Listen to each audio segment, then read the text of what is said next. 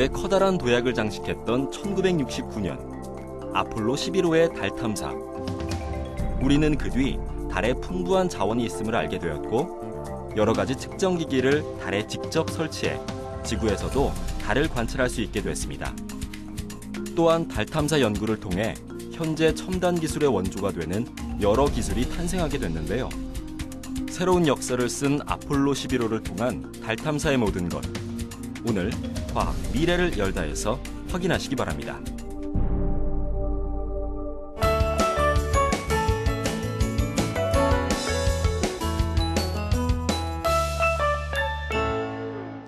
안녕하세요. 과학 미래를 열다 로켓 박사 최현석입니다. 인류가 하늘에서 가장 많이 본 것은 무엇일까요? 아마도 낮에는 태양일 것이고 밤에는 달이 아닐까 싶은데요. 특히 달의 경우 6, 7세기 고구려의 벽화에도 등장할 정도로 오래전부터 관심의 대상이었습니다. 당시 벽화를 보면 신선이 학을 타고 달로 날아가고 있는데요. 달은 이처럼 인류가 가고 싶어하는 선망의 대상이기도 했습니다. 달 탐사하면은 아마 아폴로 11호가 딱 떠오르실 것입니다. 닐 암스트롱이 아폴로 11호를 타고 달에 다녀온 지도 벌써 45년이 지났는데요. 그리고 그 뒤에 30여 년 동안 달 탐사는 우주 개발에서 특별히 중요한 주제는 아니었습니다. 우리가 수없이 연구하고 힘들게 도착했던 달이라는 곳은 막상 직접 가보니 사막 같은 황무지였기 때문이죠. 하지만 그럼에도 불구하고 아직 과학자들은 달 탐사를 위한 연구에 몰두하고 있는데요. 그럼 그 이유는 무엇일까요? 지금부터 달 탐사에 대한 이야기를 나누어 보도록 하겠습니다.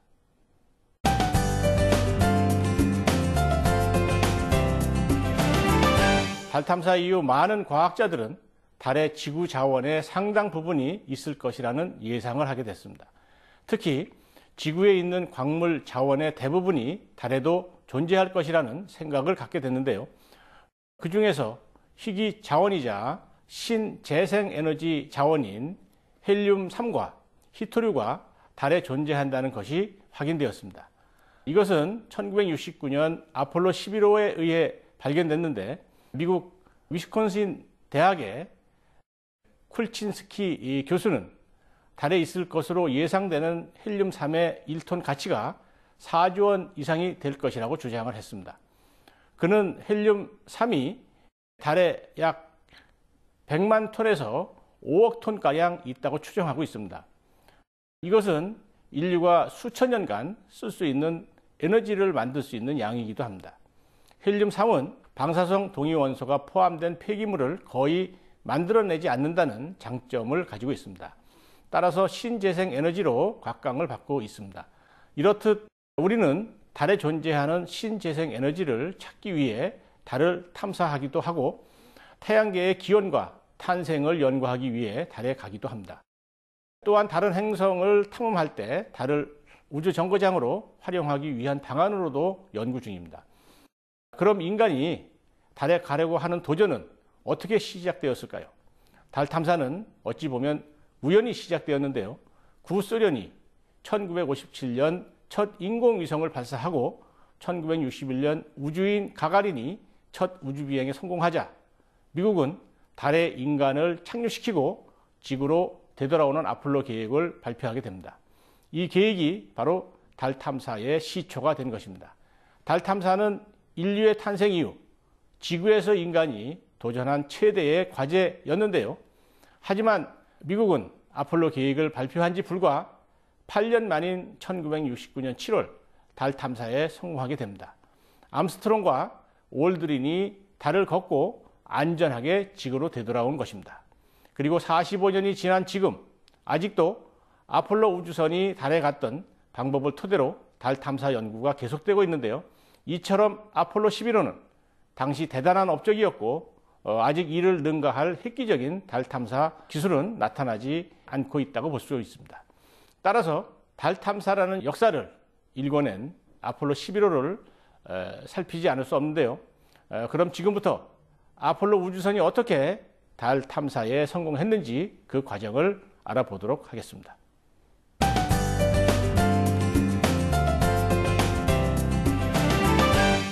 미국 시간으로 1969년 7월 16일 아침 9시 32분 아폴로 11호는 3명의 우주 비행사를 태우고 세턴 5호 로켓에 의해 케이프 케네디를 이륙했는데요. 아폴로 우주선은 컬럼비아라고 불리는 사령선과 독수리라고 불리우는 달 착륙선, 그리고 기계선으로 구성되어 있고 세턴 5호 로켓에 의해 발사되었습니다. 기계선은 사령선 뒤에 달려 있는데요. 여기에 로켓 엔진이 달려 있어서 사령선의 비행 방향과 자세, 그리고 속도를 조절해 주죠. 그리고 사령선은 3명의 우주인이 탑승해 지구에서 출발해 달에 갔다 올 때 주로 머무는 곳입니다. 지구의 바다에 착수할 때 이 사령선만 돌아오게 됩니다. 즉, 달 궤도에서 2명의 우주인이 달 착륙선에 옮겨 타고 달에 갔다 올 때만 제외하고는 사령선에 계속해서 머무르는 것입니다. 세턴 5호 로켓은 인류가 지금까지 만든 로켓 중에서 가장 큰 로켓으로 전체 길이가 111m에 최대 직경은 10m입니다. 3단 로켓으로 구성된 세턴 5호 로켓에 1단에 사용한 F1 액체 로켓 엔진도 지금까지 개발된 세계 최대의 로켓 엔진으로 추진제는 액체 산소와 등유를 사용하였습니다. 세턴 5호가 발사될 때 나는 소리는 예를 들어 서울에서 수원까지 전해졌을 정도라고 생각하시면 되고요. 만약 밤에 발사했다면 그 화염의 불빛은 서울에서 발사해도 대구에서도 보일 정도라고 이해하시면 됩니다. 이렇게 발사대를 출발한 세턴 5호 우주 로켓은 2단 로켓의 연소가 끝났을 때 지구 상공 186km에서 초속 6.9km에 도달하고 3단 로켓을 이용해 초속 7.8km까지 됐을 때 비로소 지구 원 궤도에 진입하게 됩니다.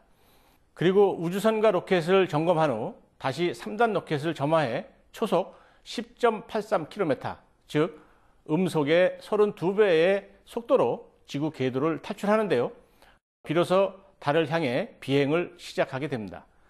이렇게 지구를 출발한 지 3시간 17분 만에 아폴로 사령선은 달 착륙선을 3단 로켓의 앞부분으로부터 분리하고 도킹한 뒤 달을 향해 관성 비행을 계속하게 됩니다.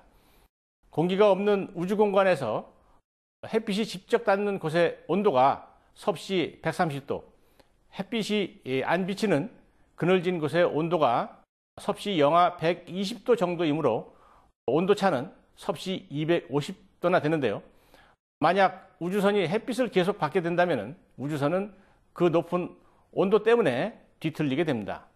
따라서 이를 예방하기 위하여 1시간에 3번씩 통닭 굽듯이 회전하면서 달로 비행을 하게 됩니다. 그리고 발사된 지 1일 15시간 40분이 되었을 때 아폴로 11호는 지구에서 34만 4,800km, 달에서 5만 2,200km 되는 지점을 통과하게 되는데요. 이 지점은 지구의 인력과 달의 인력이 같은 곳이기 때문에 좀 더 주의 깊게 살펴볼 필요가 있습니다. 이곳을 통과하면 달의 인력에 의해 우주선의 속도는 가속되면서 달로 접근하게 되는데요. 이곳을 지나 달의 인력권 안으로 들어간 아폴로 우주선은 달 궤도에 진입하기 직전에 다시 180도로 회전하게 됩니다. 그리고 우주선의 속도는 떨어지고 달 궤도에 진입하게 되죠. 달 궤도에 진입한 이때가 바로 지구를 떠난 지 3일 3시간 49분 만인데요. 사령선에 타고 있던 암스트롱과 올드린은 달 궤도에서 달 착륙선으로 옮겨 타고 달 착륙선의 역추진 로켓을 이용해서 1969년 7월 20일 오후 4시 18분 달에 무사히 착륙하게 됩니다. 그리고 오후 10시 56분 암스트롱이 달에 내려서고 난 뒤 24분 후에 올드린도 뒤따라 달에 내려서게 됩니다. 그리고 이렇게 달에 첫 발을 내디딘 이들은 달에서 2시간 13분 12초 동안 머물면서 31kg의 암석과 흙을 채집하였습니다. 이렇게 달 탐사를 끝낸 암스트롱과 올드린은 달 착륙선에 탄 뒤 3시간 30분 동안 이륙 준비를 하였는데요. 달을 이륙하여 달 궤도를 돌고 있던 사령선과 도킹을 하고 사령선으로 옮겨 타게 됩니다. 그리고 사령선은 뒤쪽에 붙어있던 기계선의 로켓 엔진을 점화하여 달 궤도를 벗어나 지구로 되돌아오게 되죠. 하지만 아직 미션이 한 가지 더 남아 있습니다. 지구에 가까이 도착한 아폴로 11호의 사령선은 대기권에 진입하기 16분 전에 사령선에 장치된 기계선을 떼어내고, 이때 분리시간은 예정 시간에서 플러스 마이너스 0.01초의 오차만 허용될 정도로 매우 정확하게 해야 합니다. 또한 대기권의 진입 각도는 수평으로부터 5.4도에서 7.4도밖에 되지 않았고, 재돌입할 수 있는 구멍은 지구 상공 120km에서 지름 64km 이내로 작았기 때문에 매우 어려운 지구 진입 조건을 갖추고 있었습니다. 만약 이 조건을 맞추지 못하면 아폴로 11호 우주선은 지구의 대기권에서 튕겨져 우주 속으로 사라질 수도 있었습니다. 하지만 다행히 아폴로 11호는 예정된 궤도와 속도로 대기권에 진입해서 정확하게 돌아왔고 무사히 태평양에 내려앉았습니다. 이것은 지구를 출발한 지 195시간 18분 21초로 당초의 계획보다 45초 빨리 다시 지구로 되돌아온 것이었습니다. 이렇게 아폴로 달 탐사 과정을 살펴봤는데요. 자세한 과정을 살펴보니 굉장히 체계적이고 과학적인 작업이었다는 것을 느끼셨을 것입니다. 당시에 이 모든 과정이 준비되었고 성공했다는 것 또한 매우 대단한 업적이기도 합니다. 그럼 아폴로 달 탐사의 성과와 그 이후 달 탐사 연구는 어떻게 진행되어 왔을까요? 지금부터 알아보도록 하겠습니다.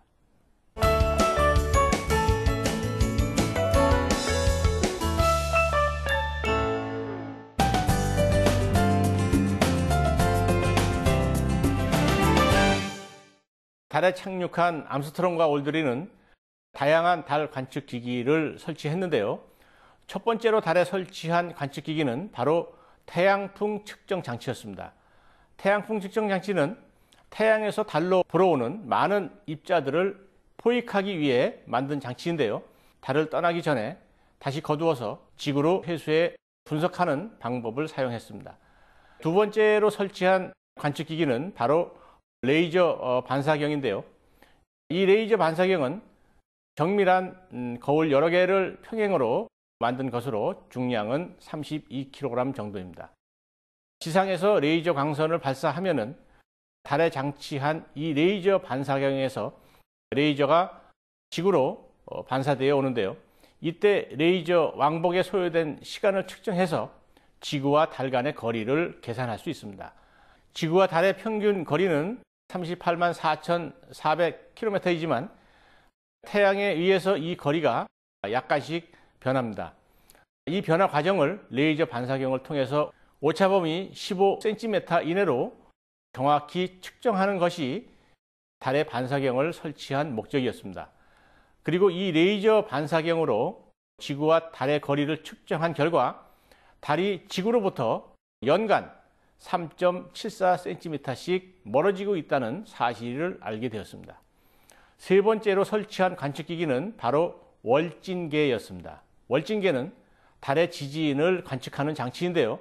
무게가 45kg 정도이고 태양 전지판이 부착되어 있습니다.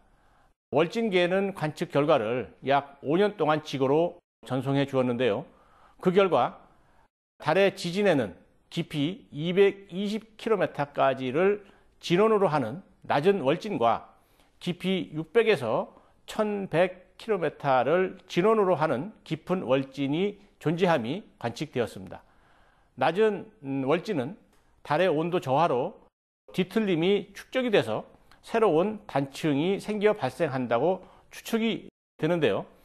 지진의 강도는 리히터 규모 3 정도입니다.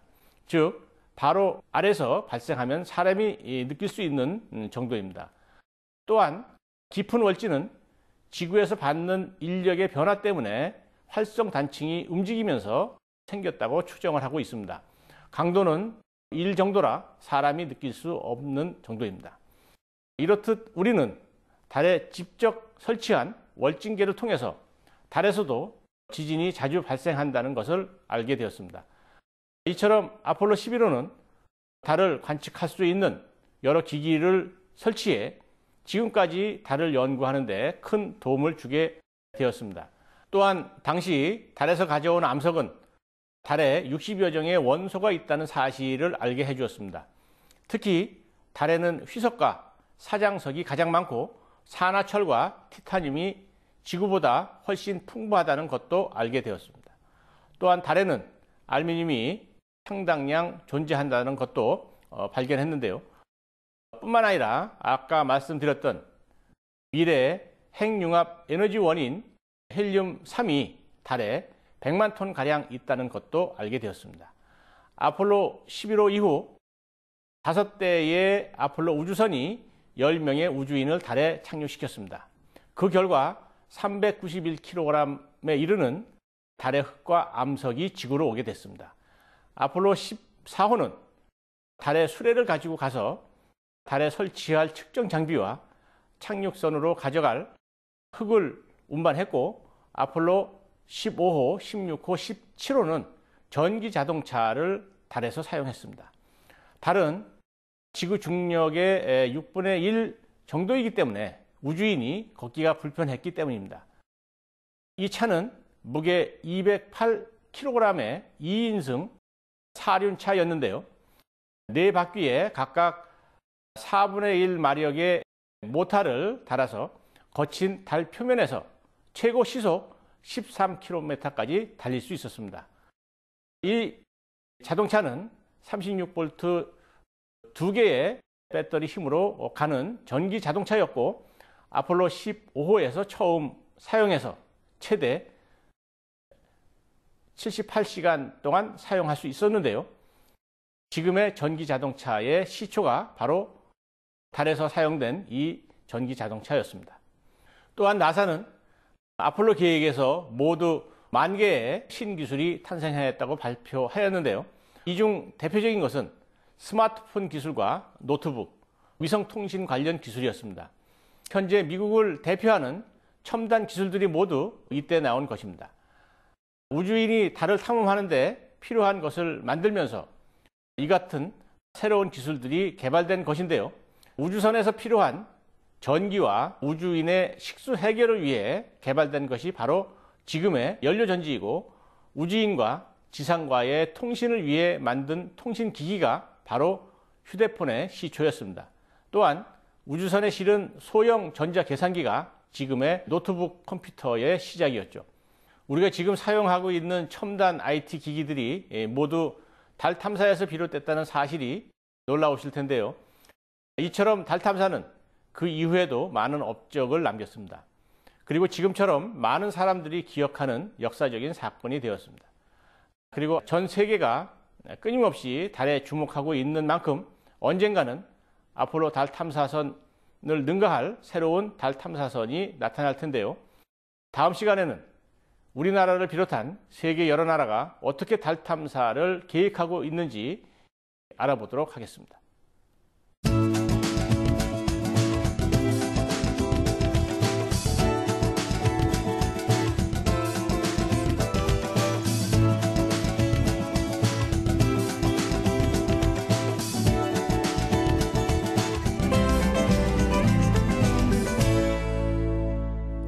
(3차원) 공상과학 영화 아바타를 만든 영화감독 제임스 캐머런과 누구든지 위성 영상을 통해 자신의 집과 친구의 집을 볼 수 있는 구글 어스를 만든 레리 페이지는 플래니터리 리소스라는 행성 자원 회사를 설립했는데요. 이들은 2012년 4월 24일 미국 시애틀의 항공박물관에서 새로운 탐사 프로젝트를 발표했습니다. 바로 소행성 자원을 채굴해 활용하는 프로젝트입니다. 즉, 소행성에 있는 특수 자원을 채취하여 지구로 갖고 오겠다는 계획이었는데요. 이처럼 기업의 한 발 앞선 계획에 발맞춰서 나사는 민간 기업을 선발해 우주개발 기술을 전수하고 달에 유용한 자원을 지구로 가져오려는 준비를 하고 있습니다. 앞으로 달 탐사는 이처럼 기업의 참여가 더욱 활발해지는 분야가 될 텐데요.